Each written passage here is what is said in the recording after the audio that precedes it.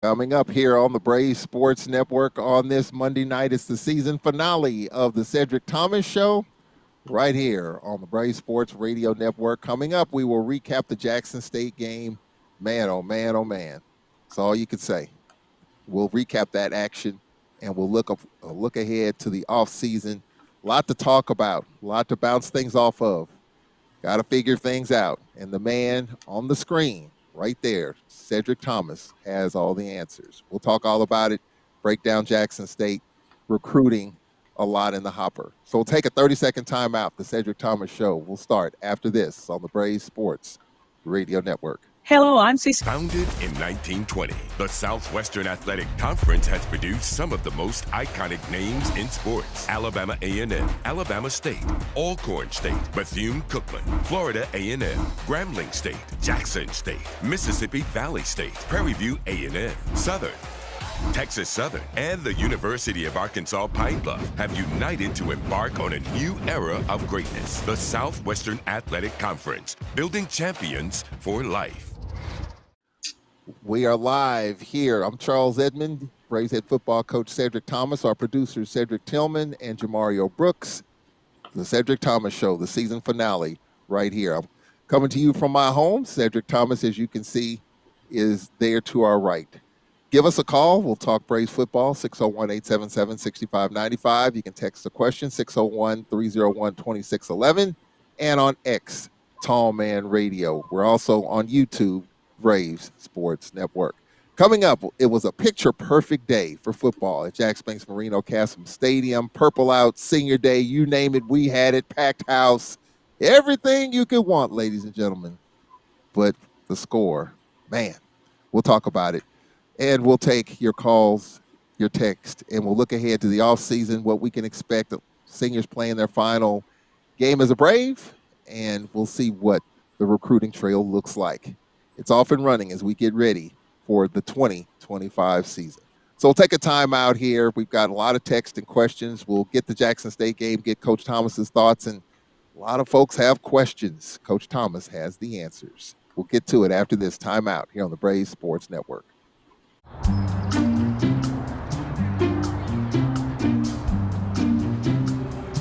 Don't worry, the 74 people were picked before me in the NFL draft.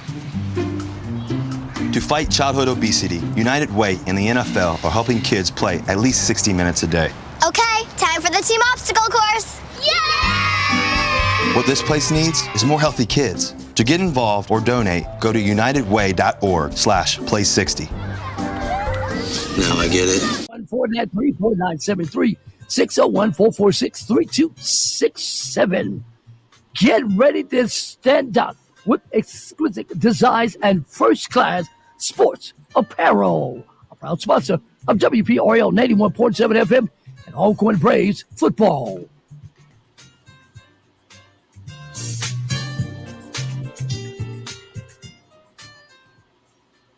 All right, we welcome you back to the Cedric Thomas Show here on the Braves Sports Network, 91.7 WPRL, WMIS, WTYJ, 1240 AM, 97.7 Fayette Natchez, NatchezRadio.com. Malcolm Ennis, appreciate his good work in carrying Braves football for yet another season, and 90.1 WMPR. We are on YouTube, Braves Sports Network. We're joined by Braves head football coach Cedric Thomas. Coach Thomas, how you doing, sir? I'm blessed, Mr. Charles. How about yourself? I am doing well, Coach. Trying to get over it. It was a tough Saturday on the beautiful campus of Alcorn State University. I normally don't interject myself into these type of things, but man, all the hype, all the buildup, all the hope, everything you wanted. Picture postcard of a day, and then the game happened. And you know, Jackson jumped out 14-0, 14-7. Sewell's big 82-yard run. But then Jackson kind of took it from there, Coach. I know it was a disappointing day at the office. Yeah, overall, we just didn't do anything, from a winning, standpoint, all three phases. Coaching staff, we didn't prepare well enough. Guys didn't strain it versus a really good football team. And it was just disappointing, that we didn't put out, the way we felt like the guys worked, to be able to finish that thing off, especially for some of the seniors. And then just the behavior alone, we talked about that behind the scenes, that was disappointing.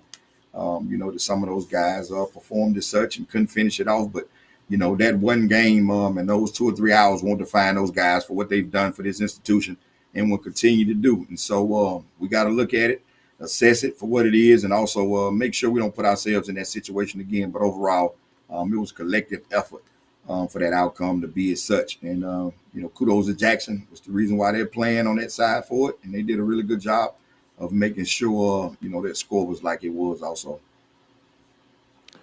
You talk about, and coaches talk about practice, how you play and how you practice. And I know you've talked throughout the course of it where you could tell during the week of practice the kind of attitude, body language. Was there anything that you saw during the course of the week that caused concern in terms of the preparation, the hype, the build up for this big rivalry game to make you think maybe during the week some things might have not necessarily took place, but just disappointing in terms of the way the week of work, the preparation leading up to the game? Yeah, the ones that know, I got a few diehard that, I kind of let know. They call and check up on the program, just how everything going, by week. And, Wednesday wasn't our best Wednesday. I had to bring the guys up. Just it wasn't there. Just talked about leadership and just having somebody to step up. And, that was the only thing, during the week that I just felt like there was a thorn in our side, just getting through that. It wasn't our best week holistically. But, we turned around Thursday. Guys seemed locked in on Friday, getting them off campus. And so, didn't, my wildest dream think the outcome would be, as such. But, I'll be lying to you to say last week was our best week of preparation. Well, let's get into it, Coach. Let's get into this game. Jackson won the toss, deferred to the second half. So you got the football to start. And the question that you and I talked about during the week about Xavier Vaughn, would he be available? You said it was a game time decision. Trey Lawrence got the start. Talk about the decision to start Trey Lawrence. We just felt like, Trey was them first 10 or 12 plays. We wanted to kind of see how he felt about it. He felt good about it, and Vaughn, he said he was okay. But I just, I decided to put Trey out there. I just wanted to make sure, that Trey had opportunity to be able to go out there and get a quick start. And, I didn't want Zay just to be coach's talk, and so I made the assessment that, I'm going to let Trey, start it off, kind of see where he is and, kind of go from there. Well, our first drive started at our own 19-yard line on a 3rd down and 6. Trey Lawrence pass incomplete to Adams. There was a pass interference call, decline on 4th down and 6, Coach. Trey Lawrence to Truck Griffin for 6 yards. Talk a little bit about that decision early on. We just wanted to, be aggressive. We knew what the stage was, and wanted to get the playmakers steady Eddie for us, in the past game. And we know Trey had a decent connection to him, with him. And so the defense determined that ball should have went to where it went, which was Truck. So with that, the drive continued, but it stalled on a 4th and 8 from our own 46-yard line. Franklin Rogers with a 43-yard punt. Jackson State got the football with 12:45 left, and on a 1st down and 10 from their 11-yard line, Irv Mulligan, who had well over 100 yards rushing. Just talk about it, Coach. The Irv Mulligan had over 100 yards rushing. Jackson State, they kind of had an Alcorn-like performance in terms of running the football. Almost 300 yards rushing for Jackson State and 4 rushing touchdowns. Talk about that rushing attack for Jackson State. Yeah, just massive up front. They, did some outside zone things and cut the backside 4-eye off. And them guys couldn't really get there. Used a lot of speed, against us, with a lot of counter action. Knew the linebackers was fast and read well. And so, they came in with some different things just from a game plan standpoint that we had to make the necessary adjustments, forward. But, overall, those guys just kind of bodied us up, up front and created some running lanes for a really good running back. And so, every inch that they got, they deserved it. Our guys, played as best as they could inside of, what they could do for us and try to, maintain it. And we try to change some looks.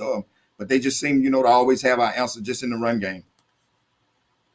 Yeah, so as we look at the situation there, for those that are watching, there was a sack, Coach, on Jackson State's first drive on a 2nd and 10 from Jackson State's 39. Malachi Bailey, you just talked about him, got a penalty for holding for Jackson State, and that kind of pushed them back, and we're able to get off the field on that first drive. Talk about that first drive for Jackson State and your first drive defensively for the Braves. Just wanted to get off to a fast start. We saw some matchups that we wanted to try to create, and the guys did a really good job that drive. The penalty kind of helped pushing them back. Quarterback, off his spot, and so we was able to get off the field that time. Yeah. So with that, the Braves' next drive started at our 12-yard line on the 3rd down and 3 on the no huddle. Marion Blake's for 4 yards and a first down, but we were able to punt the football. And then Jackson State got the football on their second drive, 1st and 10 from Jackson State's 43, their own 43. And Morgan to Spencer for 57 yards and the touchdown. Coach Thomas, talk about that deep ball, and he was wide open. Yeah, really good play call. It was actually the same play for McNeese. It was a slant and go on Bakari. Jeff McKelton, he was out, so we had to transition Bakari, who's normally a boundary safety. He's to the field now, and you could just see the picture there. He kind of bite down on the slant. They run a sluggo double move on him, and the ball just, goes on top of his head. So just bad eyes. He just got to do a better job with his footwork. And so, it was a good play call by those guys on offense to be able to find that matchup. So it was 7-0 Jackson State. And then 5:18 left in the first quarter. Then you brought Xavier Vaughn in. That was his first start, his first drive at the 25-yard line. Talk about the decision at that moment to bring in Xavier Vaughn. Just wanted to get some things going in the run game with his legs. We felt like, what the defensive coordinator was doing. We just needed to get the +1, just with the legs. We couldn't move them guys up front as much as we normally did. And so we was getting the 8-man box, and we just knew felt like we had to get the +1 in the run game, and so that was our decision to be able to put him in to see could he just kind of do some quarterback run game stuff to be able to get the +1, to help us in the run game some. Well, on the 3rd down and 10 on that drive, Xavier Vaughn back to pass and intercepted by Anthony Petty. Talk about that play. Yeah, same deal. When I went to him and just told him, hey, look, you got to protect the football. We got a guy wide open. He loses his footing. You see here on the transition that can't plant his feet, try to get it out there to him, ball sailed on him. So he just got to set his feet and make that throw.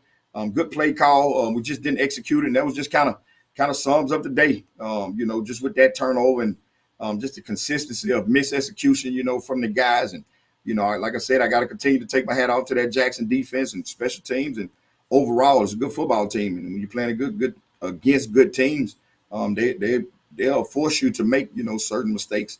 And so that was one of those instances. And then, Jackson State, with that, they took advantage of it. Irv Mulligan with a 5-yard touchdown run, coaching not the way you want to start. We picked up a first down here, but then Jackson State, after they didn't score on the first drive, the next 2 possessions, a couple of touchdowns, and we were in the hole 14-0. Yeah, you just couldn't get a beat on them. You put 8 men in the box and you play man, and we lose, on the edge, one-on-one in the pass game like you see right here. T does a really good job, but, that's 8-man box. They do a good job raising them, throw the one-on-one. And so now you try to bag guys up to help the corners, and help them. And then all of a sudden, we got the run game, that creases inside. So it was just one of those deals, man. It's just, it was always one off, and, just didn't have enough guys at the time to just make a play, to just kind of settle either side down. And so, that just kind of what happens. It was like always behind, trying to catch up from the play calling standpoint, and just didn't have enough playmakers at the time to just, get us out of bind and help the coordinator, on both sides. I know it was a tough start, Coach. I mean, such a great day, great crowd. You had Mr. JJ firing up the crowd. I mean, the place was packed. I mean, everybody was just looking for something to cheer about, and then for Jackson State to kind of jump out there, that's definitely not the way you wanted to start. No, and then just looking at the guys, it was almost like an out-of-body experience. We just trying to get them up, trying to motivate them, and we shouldn't need words, just the atmosphere and the pageantry of the game itself.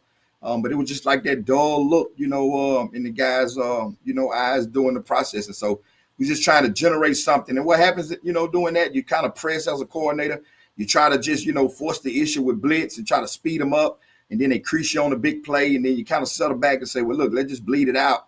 and then you find up just, not stopping anything. And man, it was just one of them deals where, well, it just seemed like no matter what, it was always one off, and just it was bad. It was really bad, and guys play hard. They play hard as best they could inside the framework and the playbook. But man, we just didn't have enough juice, and just couldn't make enough stops or score enough points to hold that really good football team. That's explosive football team. They playing for a championship, for a reason. And so those guys, kudos to them. Like I said, they put a lot of pressure on our guys, to keep them from making those plays consistently. Well, it was 14-0, Cedric Thomas, but then we responded. Sewell with an 82-yard run to get us right back in it. I mean, you talk about explosive plays. You've talked about that all year long, Cedric Thomas. We're down 14-0. You're at a point in the game in which I felt like we needed to be the next team to score a touchdown. Field goals wasn't going to beat this team, so we needed a touchdown. The next team to score, we needed to be the next team to score, and we did. Sewell with a big run. Talk about that play to get on the board. Just try to manipulate the defense. When you see both tight ends come over on the unbalanced look, got a counter play, and that was the long speed that we saw from him, and so it was a really good play, and just the momentum. The crowd. Everybody was in it, and so we thinking defensively we can come and get a stop, get the ball back to the offense, and we can make a game out this thing. Well, it was 14-7 at that point, Coach, and I know you were happy. Crowd back into it, and that's just what we're looking for as we can look at the replay for those watching from the end zone. And man, just Sewell had a heck of a season, Coach. And look, we averaged almost 6 yards a carry throughout the course of the game, and so we got what we wanted in terms of yards per rushing attempt. Other than that big play, though, how tough was it to run the football against those guys? Really tough. I mean, you see the eye test. Them guys big. They massive.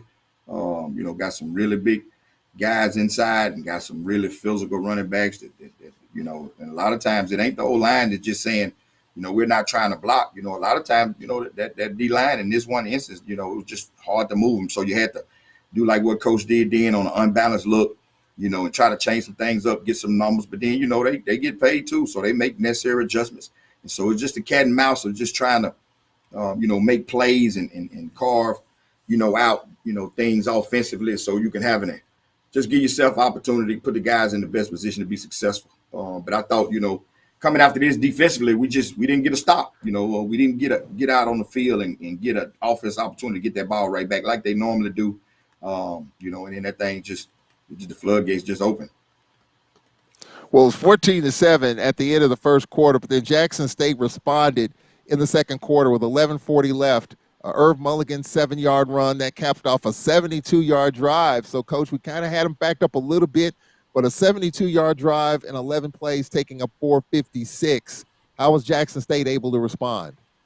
The whole line up front, you look at, that picture. We got a 6-man pressure on. The corner's off, big wide out. He let it crosses his face.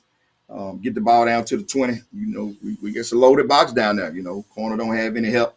But also when you look at the matchup, you're seeing 6'5", 210, versus 5'9", 5'8", 175. And so just a tough night at the office. Missed tackle right there. And, they did a really good job of putting their playmakers the ball in their hand, and they made plays, and we just didn't make enough of them.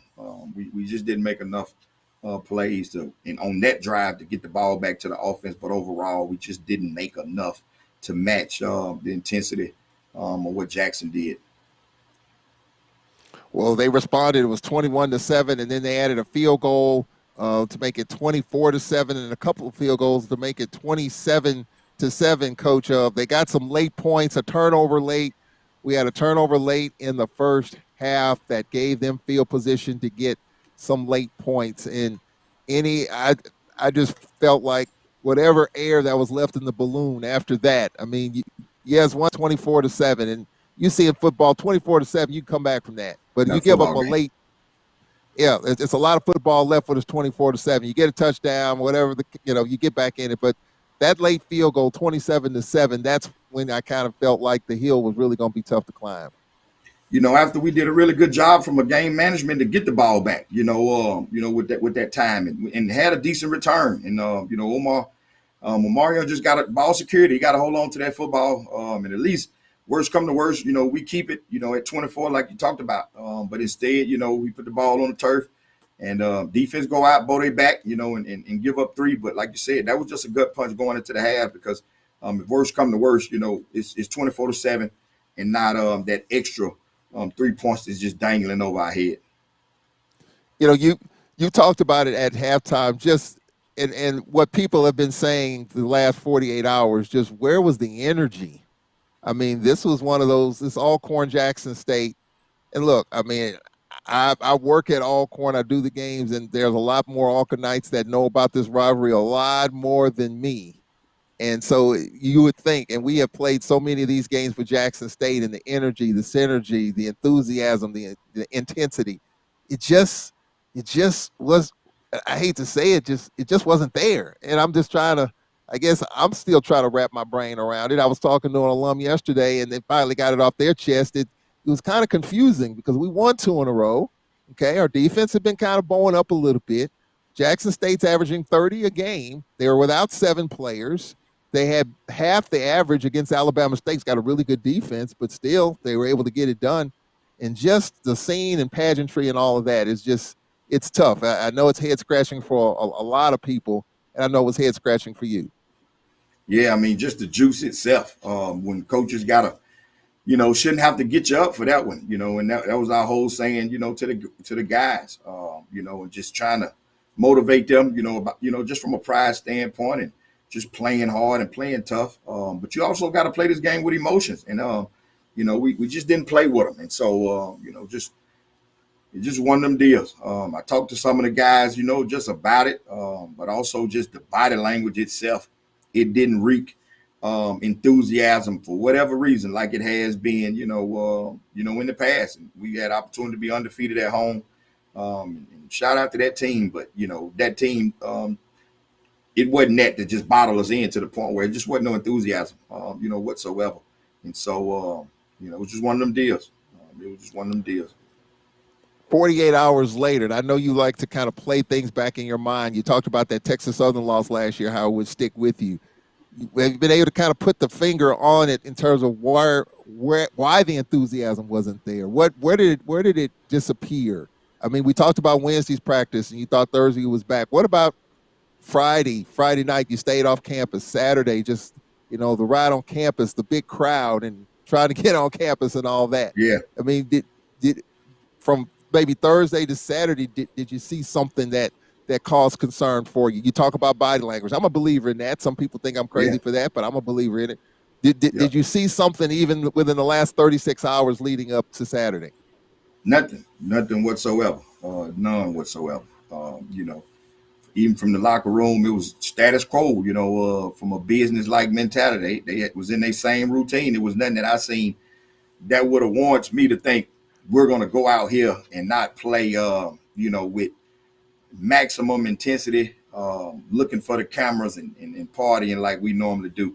And, just talking to a couple of guys, I think it was just more so the thing with the fighting and the, how you play. We had, email come through, about the sportsmanship deal from the SWAC office. The AD comes, he talks to the team about, the sportsmanship and how the game going to be called close. And, just talking to, some of the older guys, that was brought up, but not saying it collectively, not making no excuses, but I just got to get assessment, from somebody, because I got to keep, make sure that this don't happen, at least finding out why. We never played like this in that manner. So that was brought up.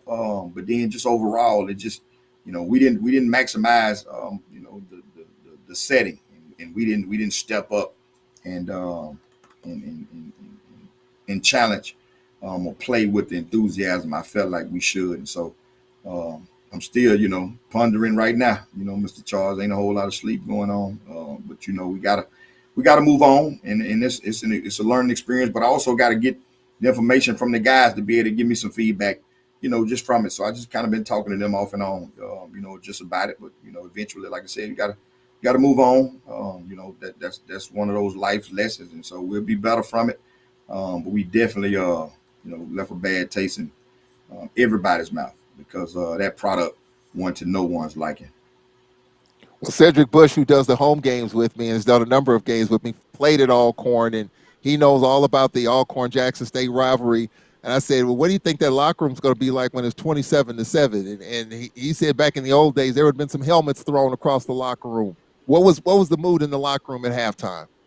It was just docile. It was docile. They was looking for me. They was looking at me as the leader to be able to just give them some type of feedback.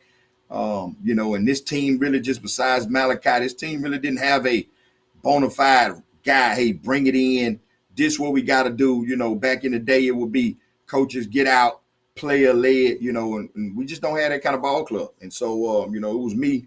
Letting them guys know, hey, why we in the situation and how we get ourselves out of it. But also just, hey, look, when I put the tape in, we want to see pride, we want to see effort. We want to continue to see, a culture that's going to be laid regardless of what the outcome is. You got to stay in it. We know where we put ourselves in it. We got to get ourselves out. But I don't want to see no quitting and don't want to see a behavior that would be disappointing to not just the institution, but their families and also, themselves. Well, in the second half, Jackson State got back on it. Bertillion, a 44-yard pass from Morgan. It was 34-7, Coach. Talk about that. I mean, Jackson State picking it up where it left off in the first half. And like I said, Mr. Charles, one of them deals. Coach Rowe, he blitzes and you get a few sacks, but when you blitz, you lead the corners, and you lead the DBs one-on-one. And when they go back to throw it, they you see here, I mean, that's a 3-yard throw. That's one miss, two miss to the end zone, And so ain't many defenses you got for that. Just that's a good call. We just got to get them to the turf. And so, that was the disappointing part.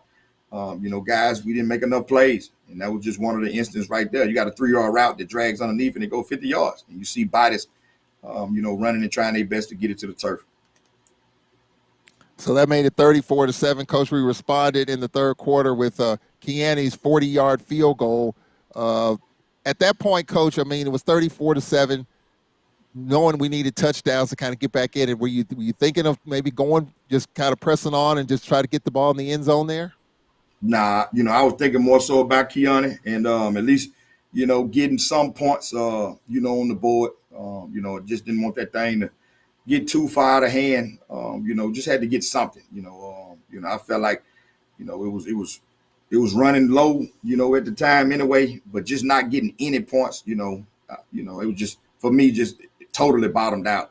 And so, I wanted to give him that opportunity, to at least get closer to the record, but also just get some points on the board. Yeah, and Kiani's field goal of 40 yards made it 34-10. But then Morgan, as you can see here, for those that are watching, you see Kiani. Man, it was a good crowd out there, sitting on the hill and all. Coach, I know you were happy with the crowd. I mean, it was a tremendous crowd, a lot of hype on social media all week, and just a great atmosphere. Yeah, that's gonna happen. That's gonna happen, and shout out to them. Very disappointed, like I said, when I did the radio deal right after, just disappointing. That those people came out in groves to support, and that's what they do. We owe them, a better showing. There's a lot of pride, for a lot of people that's vested, with this institution, pre, post, and everything else. And so just to see the pageantry and to be a part of it, that was one thing. And so, shout out to the fans, all the supporters, to come out in groves to support this, the program. And so this when these guys need it the most, when things not going well, to be able to still uplift them, and be able to help them, navigate through it. Because them guys, got to sit there over the holidays and they got to live in it, but they also got to understand, just the life lessons that it brings. Well, we got the field goal, and then Morgan's 9-yard run made it 41-10. Coach, in the scouting report, what did you see in terms of Morgan, the runner? We know he can sling it, but in terms of his pocket presence, getting out of the pocket, trying to contain that pocket. We got a sack early on, and there's only 2 sacks in the game, one by each side, trying to keep him in the pocket. Yeah, the deal was just, we knew he could when he needed to. But that's just a zone replay. You see the defensive end take the dive, and he should have a quarterback. He should have a quarterback. So we just didn't do any of our assignments the way we should. That should be a exchange with the linebacker, and the defensive end should take the quarterback. And we gave up 2 touchdowns on that same concept. And so just one of them deals, man. Total debacle. We didn't do our jobs, and then once the floodgates started open, everybody started to do everybody's job instead of just maintaining their own job description to at least try to slow it up as much as possible. And then as a coordinator, you sit back and you play coverage, and then they run the ball and you get guys in the box and then they throw it. And it's just like you almost if I do, I do. If I don't, I don't. And so you just gotta still help the guys from a system standpoint and not just put them on the island by themselves. But also, they got to make plays. Them guys got to make a play for you. And I thought overall, defensively, those guys, nobody made a play, when we needed it the most to kind of help cool things off. In a game like that, Coach, how tough is it to just stay with it? I mean, the crowd was trying to find something to cheer about, and they stuck around for most, if not all, the game, just trying to find something to build on. It was just tough to find anything to get anything going, really. Yeah, it was. And a lot of it had to do with that other sideline, but a lot had to do with us. Just mixed execution. Guys doing things uncharacteristically. Just doing too much. And just talking about the moment. We didn't really put a whole lot of emphasis on, who we playing per se. Then just execute at a high level, and we just didn't do it. We didn't do it consistently, and that's what you saw. You saw a lot of missed execution. Guys running wide open. Guys not doing what they coached to do, and can't do that versus a good championship team, and that's what happens. And then in the fourth quarter, Zion McDonald, a 1-yard run. They had their second, their third. I think they played their fourth-string quarterback to finish things out, and Jackson State wins it by the score of 48-10. And Coach, I was thinking about this high score. Been doing games since 1991. And I'm thinking, man, I can't remember a time in which Jackson State coming to Lorman has scored that many points. And I had to look it up. The highest was 1998 on campus. They won 56-26. So this was the second highest point total that Jackson State has had in Lorman, in the series. A number of years in Jackson, designated home team or whatever. But on campus, that's the second highest total. And, Coach, I said 23-19. I was on Channel 16's college football blitz show, and Joe Cook was like, "Give me a prediction." And I said 23-19, Alcorn. And I thought it would be that kind of low scoring, kind of almost like Alabama State Jackson, maybe a little bit more. But I thought it would be low scoring, especially with the way our defense had been kind of standing tall the last couple of weeks. I did not expect I could not believe what I saw on Saturday. I know a lot of fans are still shocked, stunned. You read it on social media. People are still trying to compress what happened. Yeah, right now, what about think about the ones who had to live in it. They just watching. You got players that's a part of it. You got seniors that practice every day to come out and do that. You got coaches that spend more time with student athletes than they do with some of their kids, and so we all in it. And so we remiss and understand totally how they feel, and we all in it together. But we also know we're gonna stick our chests out and be prideful about it. When you look it up on Wikipedia, it's gonna be one loss. And so we just got to make sure that we springboard ourselves into the spring and understand, how we got ourselves in that situation, and then just we got to go on. We got to move on. We got to put that one to bed. And we'll do that. The guys will be away and come back, and we'll hit the ground rolling on the recruiting trail and evaluations and everything as such. So, but we in it too. And I don't think anybody on the staff. Well, I know ain't nobody on the staff is feeling good even today, because we still talk. We have staff meeting just yesterday, and you can just see the look. You can see the body language that guys are disappointed and hurt behind that that outing. You've talked all year long about penalties. There was a 4-game stretch this season. We had 39 penalties. We had 12 penalties for 139 on Saturday, and we had 2 cases in which we had back-to-back defensive penalties that were enforced. I know it was frustrating, and you talk about keeping your composure, but 12 for 139, I think that might be a season high for us. It was kind of tough dealing with that as well. Yeah, it might be a record, and that's the stuff. The score is the score, but the behavior for me, is something I can't wrap my brain around. Like, why in that setting did we choose on national TV to perform in the manner in which we did?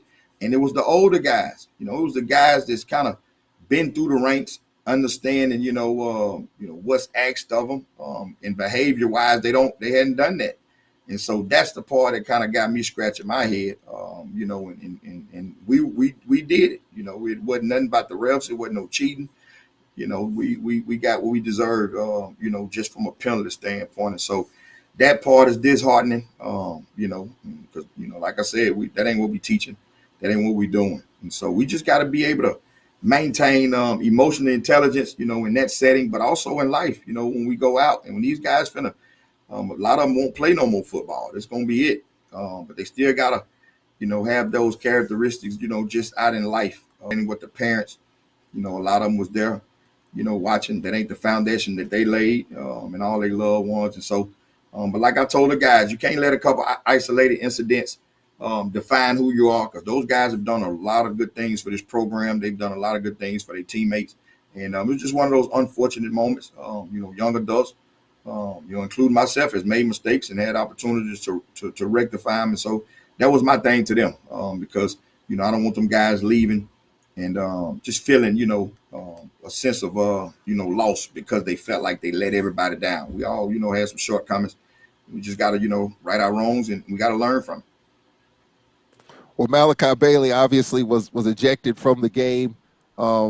Just talk about that. And you did mention after the game it was kind of surprising that happened. I know he had to have been frustrated in terms of how this thing was going. The game got away from us, and Malachi Bailey early on was struggling. He was in tears after the McNeese game, but then he had a run of really good games the last 2 or 3. I mean, he had been all over the place, but this one was kind of tough, and talk about that. And then, of course, with the rules, you can, with the unsportsmanlike, you can still stay on the sidelines, but he obviously left the sidelines.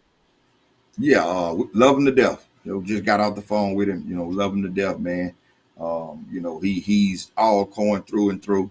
He understands the magnitude of what happened, but he also understands and has a really good support system, because he got a lot of guys that's, telling him to keep his head up, brush it off. And also got a lot of peers and mentors that's kind of helping him not just go into a form of depression behind, those acts. And it's coming from both sides. And so that's good. I just wanted to check up on him, make sure his spirit was good and he was in good, good mental space. And so he is, unfortunate situation, and so, he'll learn from it and he'll continue to grow. But love him to death, man. I wish I could have him a couple more times, just so we can, like they say, we can spin around and play a little football together. But definitely gonna miss him. And I know that ain't who he is, and that ain't who his parents raised. It's just, like I said, one of those unfortunate situations that he didn't get a chance to finish his senior year with the guys and being on the football field. How tough was that locker room, Coach, after the game? After the Alcorn Ode and everyone walked off, you go in the locker room and those guys are in there and you're looking at them and they're looking at you. What was that locker room like after the game? Very intense. It was very intense. It was a message to some of the younger guys that had some expletives in it. So this won't happen again. And letting guys know, once we return from Thanksgiving break, going forward, because we continue to, building this culture. We continue to, lay a foundation for what we want, what it looks like, and what it will look like. When things ain't going good, it's easy when you're 3-0 in the conference and you win 2 in a row and all that. But we got to be able to deal with adverse situations a whole lot better than what we did, and that was my biggest thing, was the disappointment of the behavior. But silence in the locker room. But also Mr. Charles had to get on a couple, for dancing. When this thing was in and out, we down and we get in the huddle, and this guy's, moving and grooving a little bit. And so we had some harsh words, because, we ain't doing that. That ain't what we doing. I'm pointing to the score saying, hey, look, man, we ain't having a good time, versus this. And so you got to kind of clean things up like that. They're young and, not understanding the magnitude of what's going on. But overall in that locker room, there's some tears and some really, some guys, that just wasn't feeling their best, based on the outcome. Well, Jackson State, the second most points that they've scored coming to Lorman, 48 points. 1998, they had 56. So 48-10, the final score. We'll take a break here. A bunch of questions, Coach, as you might expect. A lot of folks concerned, a lot of folks worried. I'm sure there's some disappointment, some anger, all of that, all those emotions in some of these texts and tweets. And we'll get to it, and we'll get your thoughts on some of these concerns. We'll take this time out. We'll be right back after this on the Cedric Thomas Show on the Braves Sports Network. We are exactly what you think. Hi, this is Jay Miles of WPRL. We are not at all what you think. We are past, present, and future, all in one.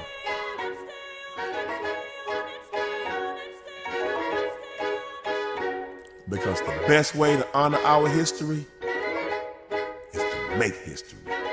General Motors, honored to sponsor the Southwestern Athletic Conference.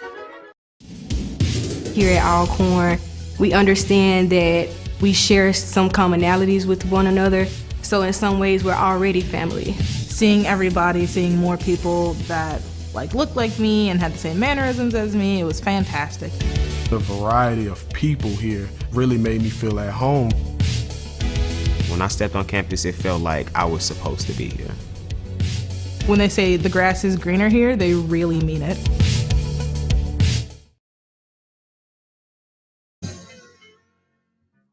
All right, welcome back to the Cedric Thomas Show here on the Braves Sports Network. Coach, as you can imagine, it's pretty tough in Braves country, in Braves land, Braves nation. Still trying to decompress for some folks, and I get it, and I understand it, and it's tough. And just one text, this person's just sent a text. I've seen 55 games against Jackson State, and Saturday is the first time we look like that we did not care. That's pretty tough, Coach. Yeah, I hadn't seen that many, but if they seen it, they got a right to say that. And, I hate the fact that they vested that long, and, to see that is disheartening. But we'll definitely get it fixed. I can't say that, everybody hands on deck, because it is some guys that's vested. It's a lot of people that's vested in this program. And so we got to get to the bottom of it. That's what we get paid to do. That's what we're in the seat for. That's what I'm in the seat for, to make sure that these outings don't continue to show up. We'll definitely get it fixed. Coach, another question, obviously, is this text has come in. Coaches, they say in politics, elections have consequences. I guess the same applies to coaching changes. You took a senior-loaded, potentially potent offense and turned it over to your friend, which, of course, Coach Gales, that was winless at his previous institution, and brought a quarterback in Xavier Vaughn that didn't have a lot of success as well, 0-11 in that situation. Some junior high offenses have more potential than this so-called box storm. You mentioned to the president, Dr. Cook, that he would not be disappointed when you took the job. I hope you apologized last night. And let's see. All right, apologized last night. Why did you substitute Trey Lawrence for Vaughn? And that's the question. We talked about it a little earlier, the question that everyone is asking. Yeah, that's my decision. Ultimately, I make the final decision on all personnel, and I decided to, take him out. And so we went with the decision of me putting him in. And, I apologize to everybody, including myself, because I know the importance of what the product looked like, and it's a part of it, and that's what I signed up for. So I get it, and I totally understand. And we'll get on the drawing board, and we'll continue to work, and, continue to get this thing where we want it. And so it's some dark days that's been behind us, and we'll make sure that going forward, we clean it all up. And so I'm excited about the journey. One of the things, Coach, that you told me when you first hired, when we talked about doing a show, and you said, you understand the ebbs and flows and ups and downs, and fans are going to be happy when you win. They're going to be disappointed and angry and whatever when you lose. So there's obviously some tough questions coming here. And one of the questions that I'm sure a lot of folks want to know, the offense has had its moments, ups and downs, and the ebbs and flows. Do you foresee making any changes with your staff and any aspect of this football staff in this upcoming offseason? Not right now. We 48 hours or 72 hours, from it. I've been doing it a long time, and I won't make a motion to decision, in a haste time period. And so we'll sit back and evaluate all of it, like same way I got to be evaluated, the same way all the coaches will have to be, evaluated. So we're gonna do what's best for the student athletes in this program. And so, right now, I'm gonna leave everything as is and enjoy the holidays, and Once we get back rolling, we'll sit down and we'll assess everything and put a really good plan going forward. That's a really good question. Yeah, And that's I'm cool with it's the tough question. That's just questions. You know what I'm saying? I ain't sensitive yeah. about no question. Just words, man. That ain't gonna affect me. Yeah, we understand that, but I think you've been a part of this program, and you know how these games, it's Yeah. just I obviously the way this Jackson State game unfolded is so disappointing, disheartening for a lot of Yeah. people, and I haven't missed the Alcorn football game, home or away, since 1991. And I've been through the 0-11s where folks were picketing behind the stadium. I mean, which was unfortunate. But you always felt like during that year there were games in which we were in, and even the Jackson games, we did some good stuff there. But this one was just, it was such a perfect day, perfect atmosphere, and then the game happened. And I think that's probably what hurts probably a lot of people, probably more so than anything, just any kind of energy. It was 14-7, and then boom, the game just got away from us. Yeah, regardless of what the environment looked like, for us, it could have been storming, it could have been muddy. We disappointed about what happened. So the pageantry is great, that's for the fans. But for me, leading this ball club, it's we got to put a better product out there no matter what's going on. And that's for us internally. Inside is for the student athletes that's putting all this hard work. Them guys ain't practiced all this time to just go out there and flop on the ground. So, we got to pick them up and understand, but also, why did it happen? And so that's what leadership does, to try to find out so those things won't happen again. And so I understand all the frustration, with the supporters, the ones who, put in the program, the ones who, to help these student athletes, the ones that really, do a lot of things behind the scenes for them. And so, I understand totally and get the magnitude of it. And so we're gonna brush ourselves off, and we're gonna make sure these student athletes understand that can't happen, and the standard that was set before us. And we're gonna roll and make sure that it don't happen. Another question, Coach. Can we do what it takes to keep what we have? We have some really good players. I hope you keep your word and recruit in-house first. Renew scholarship offers to deserving walk-ons and scholarships, then make offers to incoming players. We don't need half our team jumping in the portal. It's too hard to recruit with big NILs from other schools. Well, yeah. So make sure we publicly discuss about how hard it is with other schools and NILs. But we got a really good collective that hey, they do some things for us that, man, that's awesome. That's second to none. But that's the process. We got to recruit the players that's in house. And now, some of the guys, they may be really good in your eyesight, and they may not be really good to other coaches or other evaluators. So we got to find, really good players that fit the culture and do things the right way. Because a lot of times you only get an assessment, on Saturday. You're not behind the scenes with just the everyday behavior of some of the student athletes. So we understand, we got to add, we got to delete, and we got to develop. And so that's the process of building, programs, institutions, and everything else. And so we all hands on deck. Had a really good recruiting class that was in this weekend. And so we'll continue to, develop the guys that we got. We want to keep what we got, but also the guys that don't want to be here. Hey, we got to make sure that we kind of carve those guys out if they're not going to do it, our way. And so this would be my first year of a whole cycle of recruitment with a whole staff in place and not having to get coaches in February. And so, I'm excited about that, to be able to get our kind of guys already in and not just wholesale keep what was already there, because it wasn't any, coaches in place pretty much, on the offensive side of the ball. And so, we're excited about the journey. 601-877-6595. Let's go to the phone lines. I believe Kermit is standing by, calling from Dallas. Good evening, Kermit. How are you? Good evening, Charles. How are you doing today? I'm doing well. All right, Coach, good evening to you as well. Tough season, but I know, you'll do what you can to right the ship. I have a couple of questions, Coach, I'd like to ask you if Charles can allow me to ask two questions.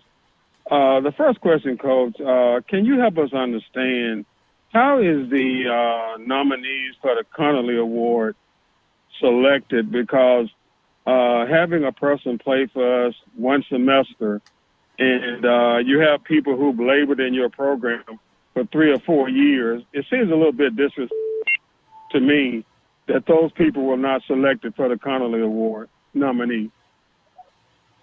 So when it comes to me, I didn't make the nomination.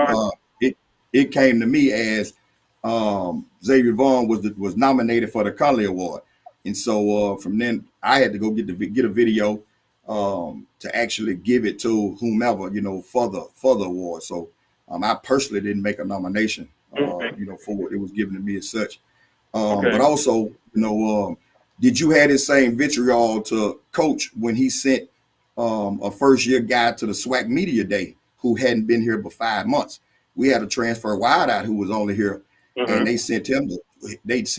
He was sent to the SWAC Media Day who didn't know anything about the tradition and history. Also, did you give that coach that same vitriol that I'm getting right now? So since you asked me that question, I'm going to answer it for you because I think you're getting defensive, and I wasn't attacking you why it happened. I just wanted to understand. I just asked you a what's question the the same way you asked process me a question. for it. May I finish answering the question?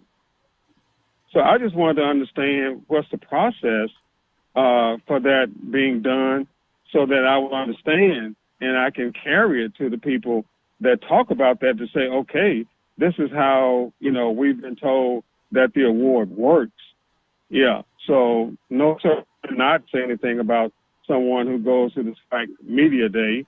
Don't see SWAC Media Day as important, in my opinion, as a Connolly Award. And if you think I was attacking you on that, then please accept my apology if you felt I was doing that to you. No, sir. I'll go to my last question to you on this. I'm sorry? Oh, I said no, Go sir. ahead, I Coach. definitely. So I'll go to my last question. I definitely didn't feel you was attacking me. That wasn't the case. Okay. Okay, well, we're good on that. So I'll go to my last question on this. Coach, when we kind of walked off the field at halftime, and we were down 27-7, I believe, what the score was, I think in a lot of minds, people in the stands, and I can say, I don't know about people on the team, that we probably felt that game may have been over at that particular time on there. And I read a quote from someone today that's a friend of mine, and a friend of mine told me, Coach, he says, if you're going to be stubborn, you better be right when you be stubborn, because people criticize you when you're not right. So we went in that locker room and come back out, Coach, and probably we know that game is not going to be won at that point in time, how we were playing.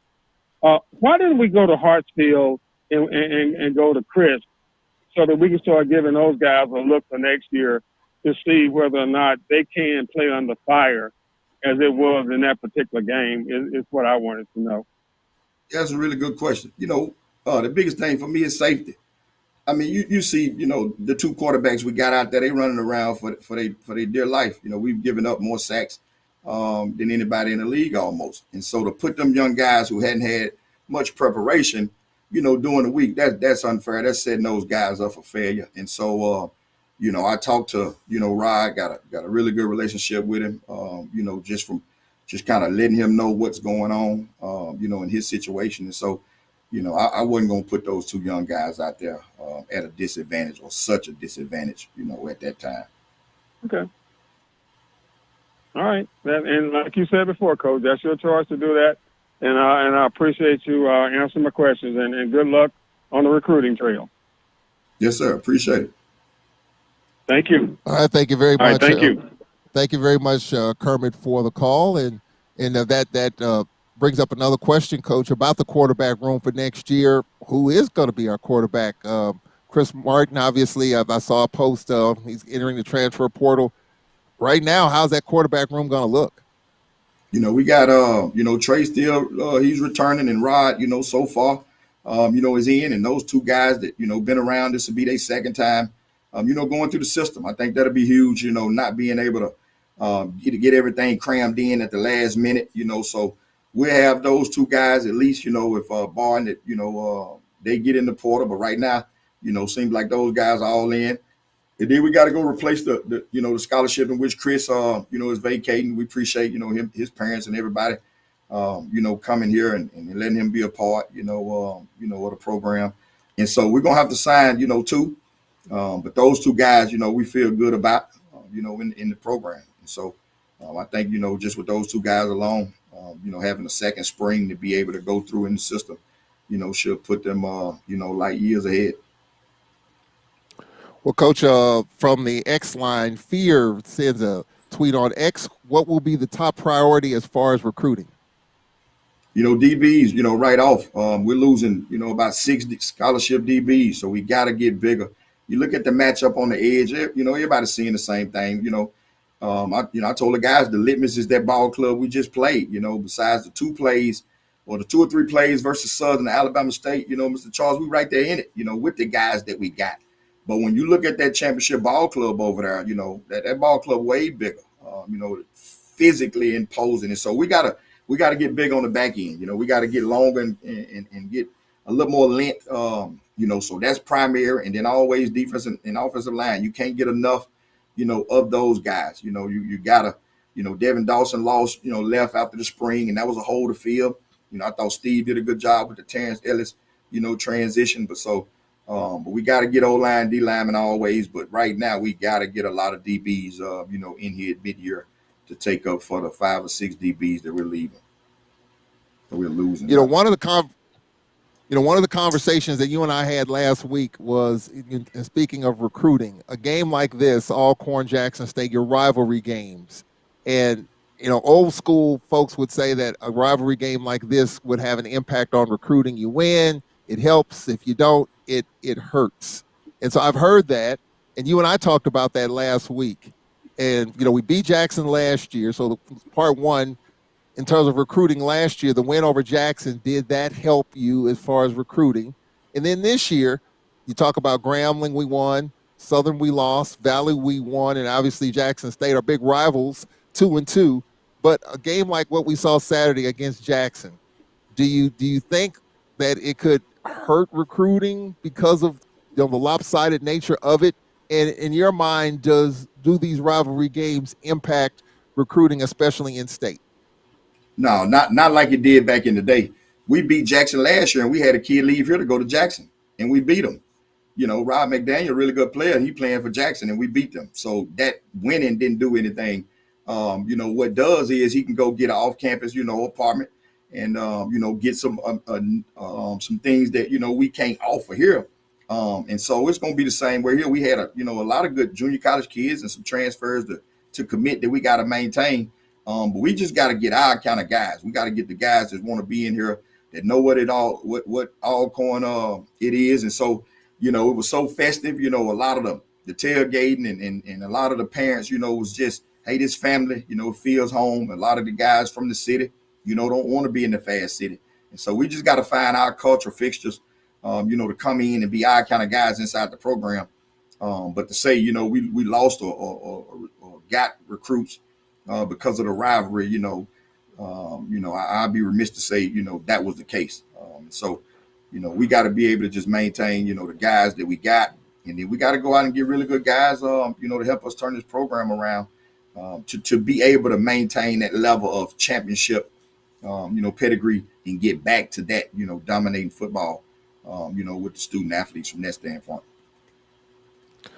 Well, as you look at this roster right now, how many seniors played their final game on Saturday? It was a really, really dynamic senior class. They were honored before the game. Nice jackets. I wasn't aware of the jackets. I wasn't paying attention that closely until someone sent me a picture of it. Really nice jackets.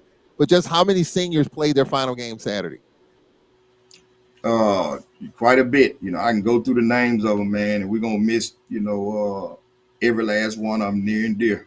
Starting with that secondary. You talking about, it's about 5 guys on that back end, Mr. Charles, that's gone. But also some of those seniors, it's really like their first time really, first and second time really playing. They didn't play a whole lot under the last regime. And so, it's going to be some impactful guys that we got to replace. But, we got a good nucleus of guys that's in here. You look at that whole wide out core that's coming back. You look at that offensive line that's chomping at the bits, a lot of returners, right there. We know Sewell and the running backs, those guys are returning. And, you lose Malachi up front, but the rest of the D linemen, are steady Eddie. You lose Steve, which is really productive, but we lost Terrence also. And so coaches do a really good job developing talent. They do a really good job of recruiting. It's just now my vision, sets the table for this is what we want the attributes to look like. This is what we want the personalities to look like. And this is what we want the size to look like. And so we saw the litmus on Saturday. So, our mantra is we got to match that. And so whatever we got to do to be able to get that, then we got to do it inside the compliance standpoint. And so they'll be out there, but we also got to find our kind of guys that's going to fight through adversity and not, put on the show, and have some pride and not, do what we did on Saturday. Well, Coach, we finished 5-3 in the conference. We finished 6-6. It may be too early to ask, but I know you like to replay stuff and you think about stuff often, in the moment. Year one, being announced in December that you were going to be the next head football coach, bringing in the folks that you brought in as far as staff, and you look at the way the games turned out from UAB and the lightning delay all the way to the end of this one. Is there anything that you would say, which it is almost 48 hours after the fact, that you said to yourself, doggone, if I just did this differently or did that differently, some changes here, some changes there. Is there anything that you kind of reflect back? And I know it's probably too early because it's 48 hours after the fact, that you just would like to do over on some things, a do over on some games, a do over in some game situations, whether it's Southern, whether it's Alabama State, even Jackson. It's year one, but it may be too early. But just to ask the question, do you think would you look back and say, man, I wish I had just had a do over in this or that? Not succumb to the unsportsmanship fighting of the games. I think we kind of set the table for South going into this game, and I don't think they did that. That's the thing I'm kind of kicking myself in the tail about. We were sportsmanship and not the fighting and I think we took the air out of the rivalry and we took the air out of the intensity. Because that's the only thing I could put my finger on, Mr. Charles. The guys fought, excuse my French, the guys fought like hell all year, 8 games on the road, whether up, whether down. And they didn't just come home all of a sudden in front of all these fans in the rivalry and just lay down. I refuse to believe that. I think it was just, and it's just me personally. I think as a staff, we kind of took the air out of them with, the fighting and being on your best behavior and not saying this and not saying that. And then they got out and played how they played. And I think the Malachi as the leader is he telling us, they ain't doing that, and so whether right, wrong, or indifferent, that's just how I feel in my core. And so the rest of the year, it is what it is. I wouldn't change anything. I stood firm in it with the decision making, good, bad, or indifferent, and I can live with it.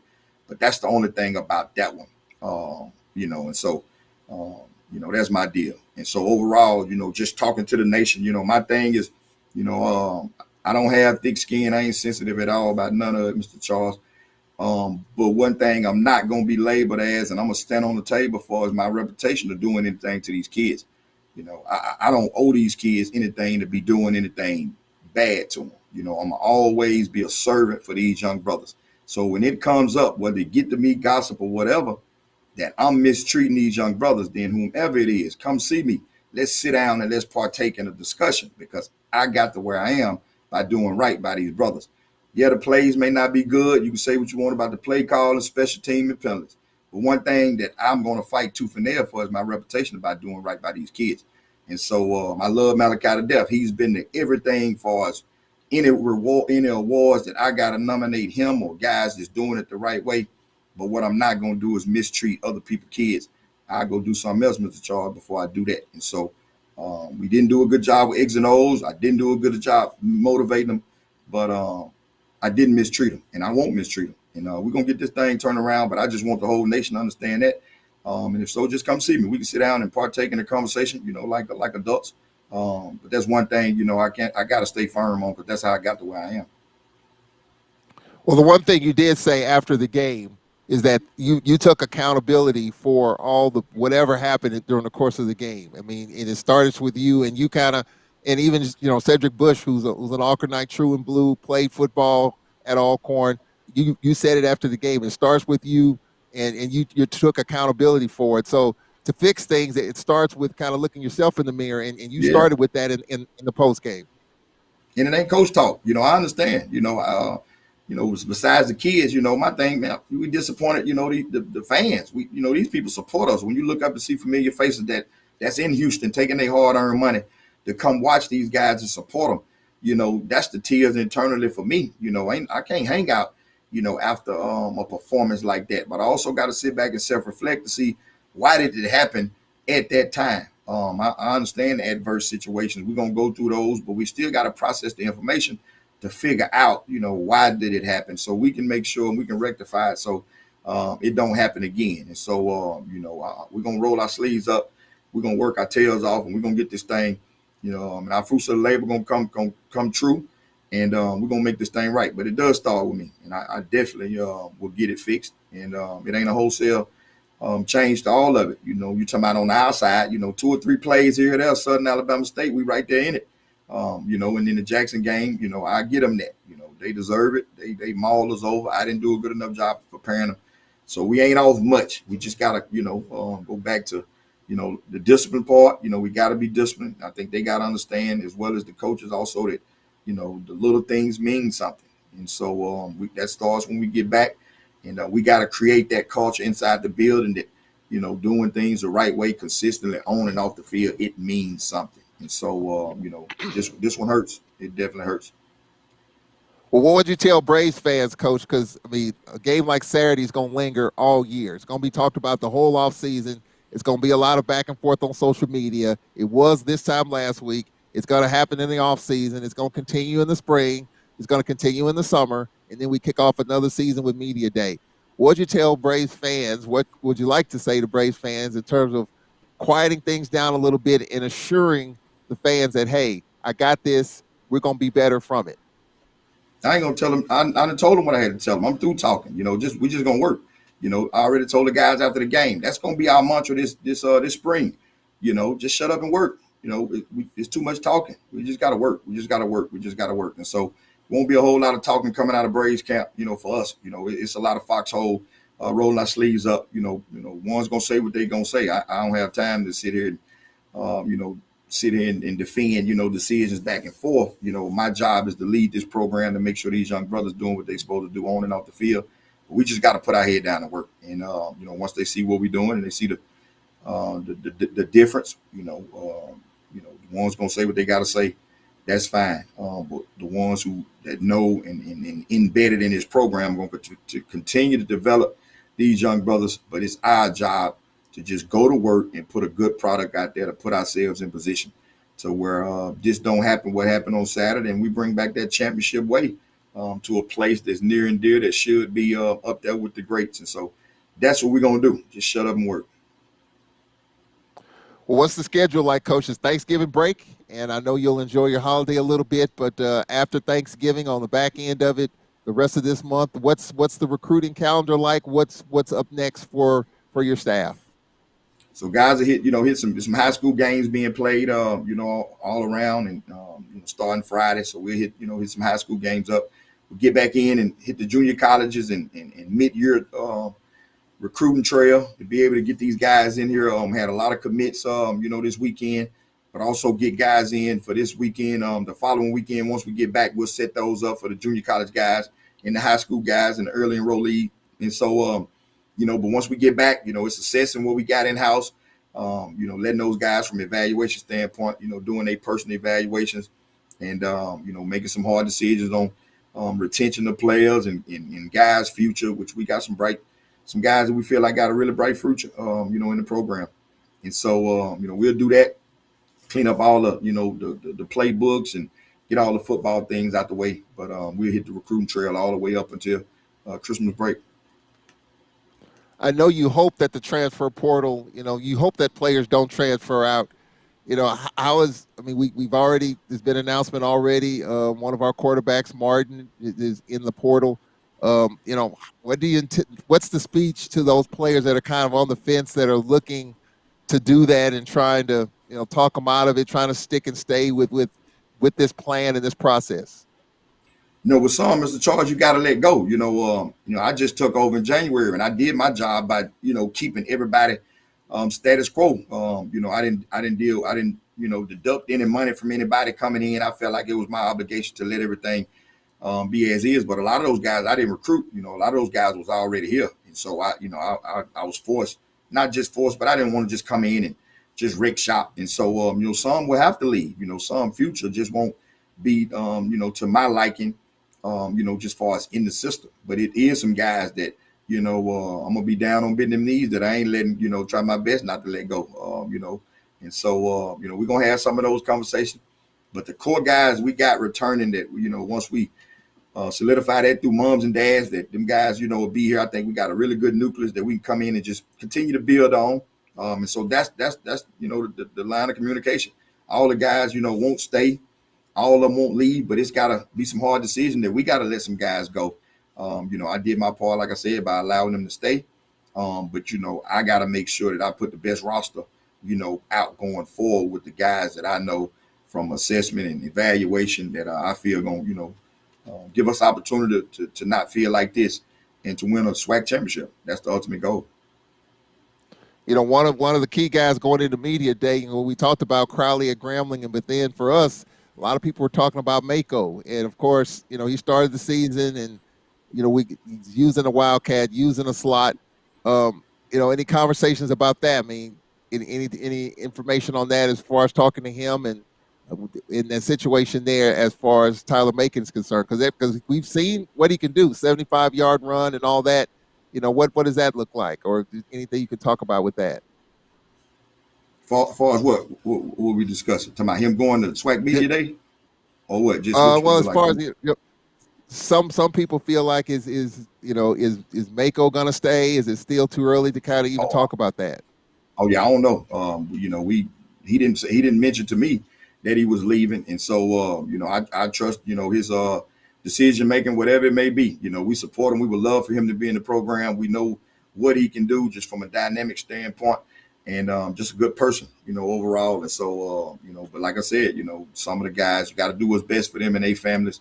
But he's one that I definitely, would love to come back and help us, get to that championship status. But if not, we're going to still support him, in whatever endeavor that he chooses. I know somebody was asking about the schedule. I know some of these non-conference games kind of already been out there. We're going to open up against Northwestern State and then Mississippi State, the first two games of the season, Coach Thomas. So I know people are already asking about the schedule for next year, and quite a few home games next year. Of course, Southern coming in, Grambling coming in. You got Homecoming, Prairie View coming in. So, with the schedule being what it is, and trying to build this roster, I think we'll have a few more home games next year to kind of get it back on track. Yeah, I actually think that Mississippi State game might be third, Mr. Charles. I think it may be A&M second, and then State, but you ain't off much right there.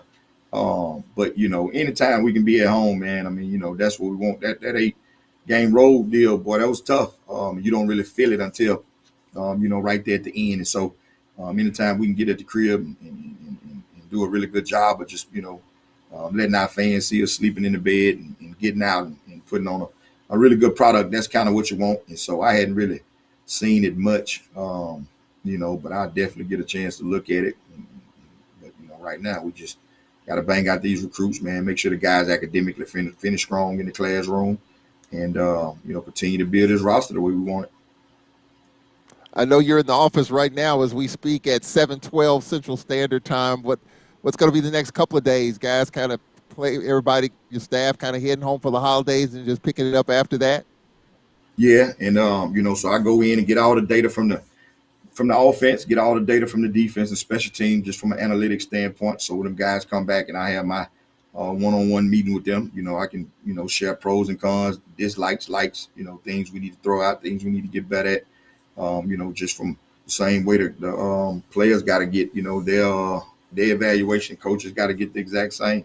I met with the AD today, and so that's just kind of how things will go. So they'll kind of spend time with their family, get away a little bit, and I just kind of get into the numbers, scholarship numbers, returning numbers, what's left, who's leaving, seniors, football analytics stuff, kind of tie all those loose ends before I kind of, move around a little bit. Yeah, I asked you about scholarships a few weeks ago. I guess it's hard to determine at this point how many scholarships will be available. Of course, with the seniors, that's there, but I guess it's kind of hard to pinpoint a number 48 hours after the end of the season.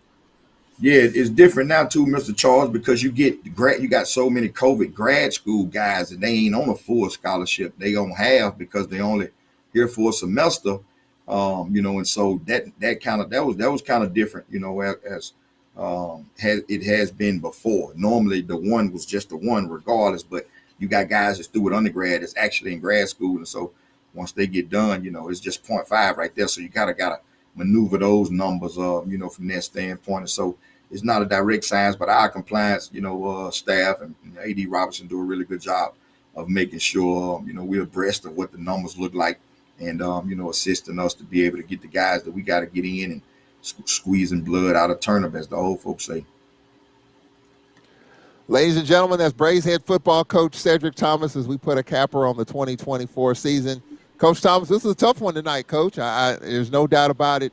Hopefully fans, at least it's tough for me. I mean, I take these losses, to heart too, because I'm talking with people after the game on the drive home, almost driving off the highway upset, trying to do my part to calm people down. And it's hard to do because people are so invested in this football program and in this institution, and especially, all the hype and build up around the Jackson State game. Just, I heard the word disheartening. I mean, I've heard a whole bunch of adjectives describing the game, and one of the texts came in. I hadn't seen such a lifeless deal there. But the one thing about it, Coach, you're brutal. You're brutally honest, and we kind of talked about it. This is going to be a tough hour and change, but I think you handled it well, and we really appreciate it. We appreciate the access all year. We're going to be talking during the off season as we've done when you were DC. We're going to do this again and trying to get an update on where things stand. The early recruiting period, that's the next thing on the calendar, right? Yep. So we'll be getting them scholarships in and getting them out and getting some new additions to the program. So all of that is coming up, and we'll definitely update you on that. That's Coach Cedric Thomas, first-year head coach, looking forward to year number 2. Coach, we really appreciate it, and we'll be talking to you down the road. Yes, sir. Appreciate it, Mr. Charles. You and said, man, y'all enjoy your holidays. Everybody else that's tuned in, appreciate the support, and just understand that we really are thankful. And we're able to do this stuff remotely too. We just got to figure through some stuff against the wall to make this stuff work. And I mean, it was a struggle. I appreciate you, Coach. I appreciate Cedric Tillman, walking me through some stuff, and we appreciate all the calls and texts. We appreciate the love, and we're going to be doing this again here in the next few weeks after the early signing period.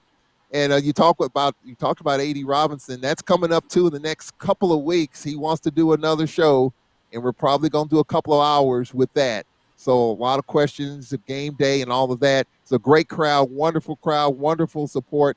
I want to credit ticket managers, Chandria Stallings, and trying to get everything lined up and trying to get people on and off.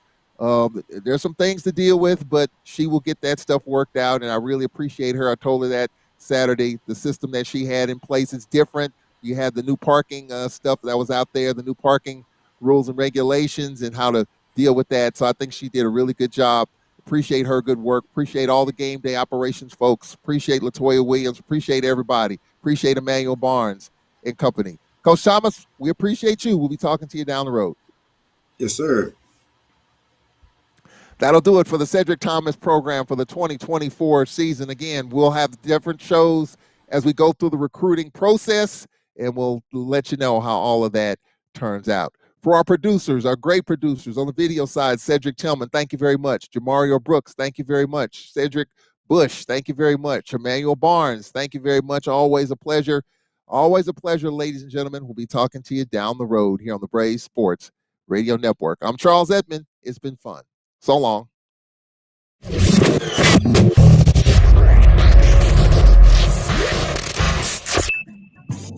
Attention, HB Black fans. Exquisite designs and first-class sports apparel is your exclusive